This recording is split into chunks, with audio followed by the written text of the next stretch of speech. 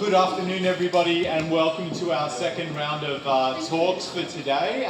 We've had a great morning in the New South exhibition, talking to some of the artists here in the Hazelhurst Gallery, and now over here in the Broadhurst Gallery, the beautiful Broadhurst Gallery, to look at the artists in this incredible exhibition, Painter Teacher. Before we commence, I'd like to take a moment to acknowledge the traditional owners of the land and waters in which we meet, the Dalror people on this beautiful country, and pay my respects to their elders, past, present and emerging, particularly as we go into NAIDOC Week and all that entails. We had a wonderful welcome to country last night from Auntie Lola from the La Perouse Land Council, and it's great to be here on Dalror land as always. This is a super exciting exhibition juxtaposed with another exhibition which is all about paint and painting and a kind of love of painting. And so Hazelhurst, besides being a gallery, is also a teaching place. It's a place where people come to learn, and one of the big things that people learn here is painting. And we're very lucky to have a whole bunch of incredible artists who teach painting here, and we're going to meet some of them today and have a chat about their work. And I wanted to talk, when I opened this exhibition, I talked about this idea of what that relationship is between a teacher and a student. I used to work at an educational institution, and we had these consultants who came in and they said, you need to stop referring to students as students. And I said, oh, what should we refer to them as? And they said, clients. They're clients, right?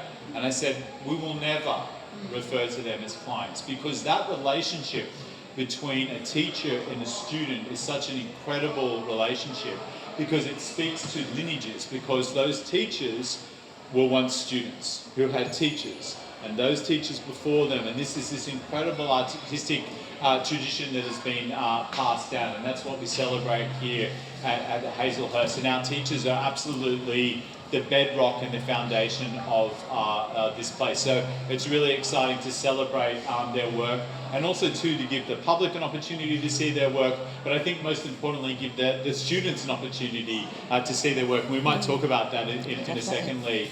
Yeah, let's get underway, and let's have a big Hazelhurst round of applause for Lee Bethel. Thank you very much. Hello.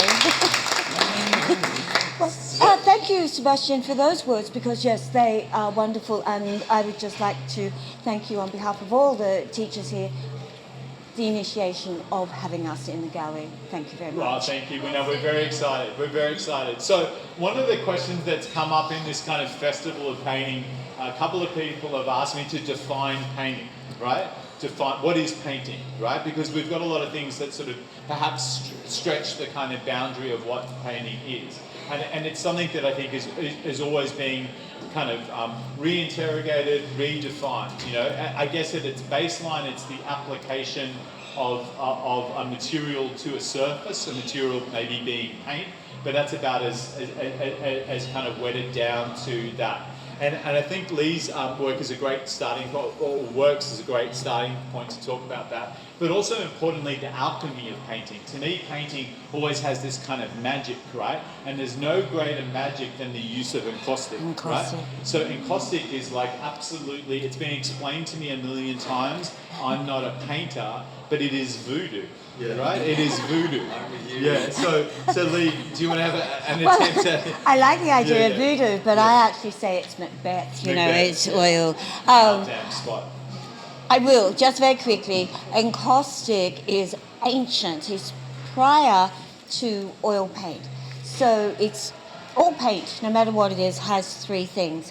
Pigment to colour, something to make it move around, and something to hold it onto the artefact. So before the invention of turpentine, they used wax. So wax has to be warm, that's the slopping around, and that's where the alchemy comes in, because I make my own. You can buy it just like oil paint in blocks, but I just love making my own. I can play with the recipe like many people do. So if I want it super white, it's got lots more pigment in it. If I want it thin, it's got a lot more varnish, which is the thing that holds it together. So I can play around with it. These will be very thick. These are very thick and impasto, and this one is really light and feathery. Just like oil paint gives emotion, so too does how you apply any material. Yeah. Yeah, So, and it's interesting because you're sort of making these works in the kind of agreed upon form, right? In the kind of frame, like a painting, like it's a square or a rectangle. But obviously you're playing with the three dimensionality, these sculptural elements that are reaching out of the painting. But even paintings with thick kind of surfaces or impasto kind of surfaces, there is a sculptural element. So painting, I think, is very simplistically read in two dimensions, right? It's a two-dimensional medium, and sculpture is a three-dimensional medium. But it's never true. It's never true. There's always something. There's always, even if it's even if it's the thinliest applied thing, it's another kind of layer, and playing with those layers. The encaustic thing is an incredible thing that speaks to also the preparation. And some of the talks earlier, we talked about sort of painting essentially as performance. It's not just about that thing in front of the easel painting the ship in the night. It's the whole kind of preparation, the preparation of the ground, the preparation of the frame, the conceptual kind of consideration of putting it together. But in your case, with the actual base material, it is this incredible voodoo of sort of mixing it and burning it, and it's crazy. It's unstable, right? It's really easy to get wrong. Oh, definitely. Yeah. Not me. Not you, no. Yes, you can get it wrong. And the word encaustic actually means to burn. So once you've got it applied, and this is what I left out before, you actually have to fuse it to the artifact, whether it's paper, wood, canvas. You can fuse it to anything oil paint can stick to, adhere to, but then you've got to very lightly fuse it. I use a heat gun. The ancient Greeks used this gorgeous system of rolling it across hot coals on metal. The metal would heat up and they'd roll it. I have never tried that one. Because that would wreck it. And the fusing is where you can lose what you thought you were going to have. Yeah, and there's something beautiful. I mean, our ceramics teachers would speak to that, like, the nature of putting stuff in the kiln. It's always a lottery. Like, things explode, and there's something beautiful about that. So let's just talk about how you would conceive of a work like this. Maybe you've got the ground and stuff like that. Maybe you've made a choice about like the color or the texture, the opacity of it. But what about the form itself, like sort of the sculpting of the form? Oh, okay. All right. Well, I will start with, I always draw. All of these start as drawings. They can be tiny or they can develop into a full-blown drawing. But it's about that mark of the hand, which of course then changes when I'm sitting there ripping up paper. And my drawings, I like to see how the small can, go right. So in many ways, these are little pen strokes from the original drawing. Little gestures. Yeah, little gestures. And then, I just want to take it up and see how big I can get and how much fun I can have out of doing that. But I'm always flexible about where it might go. I will sometimes, these are more maquettes. These maybe one day will get up to a larger piece. So I go through that process, drawing, making maquette, and then seeing how big I can do it in my studio and how big the board I might have at that time. And it's so interesting because, paint in general, but paintings as well too, are read differently given their environment. Like, so my friend has a very narrow walkway in her house where one wall is painted this sort of hot pink, right?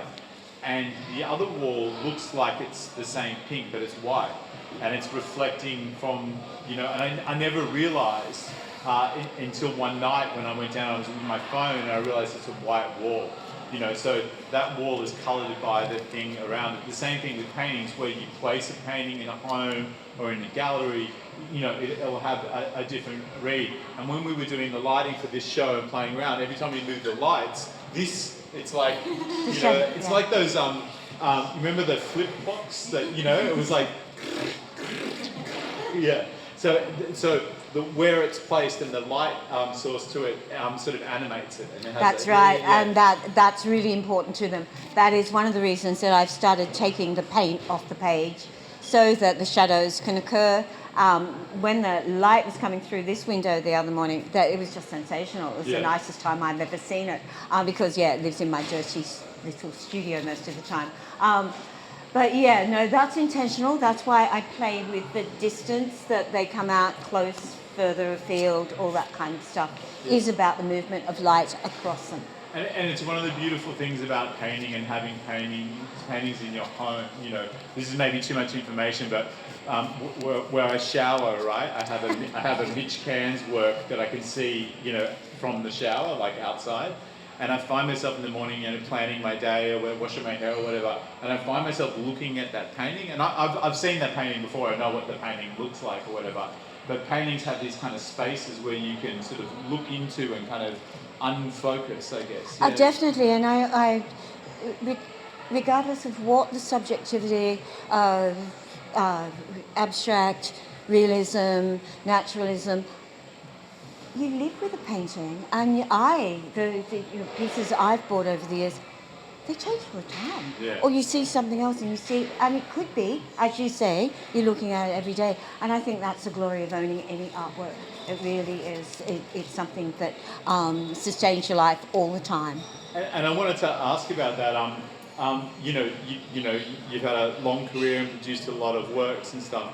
And your sort of attachment to your work, because you know your work is labour intensive and things like that, and then they sort of go out into the world and different homes and stuff. Do you sometimes have kind of like a, you know, attachment issues? Absolutely with it? not. Yeah. I will be very honest. Absolutely not, because I'm eager to go to the next one. Yeah. To be honest, and to explore what possibilities paper can do, because that's it. It's all about how I can rip, fold, tear, twist, whatever. So, yeah, once they're grown up, they can leave. Yeah. Yeah, Very seriously. good, very good.